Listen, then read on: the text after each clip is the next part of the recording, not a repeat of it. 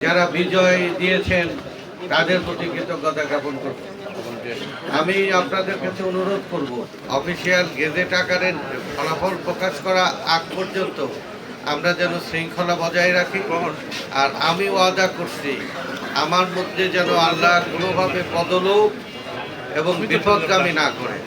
আমাদের এই বিজয়টা আমরা খালেদা জিয়া এবং শহীদ রাষ্ট্রপতি জিয়ার জন্য উৎসর্গ করব।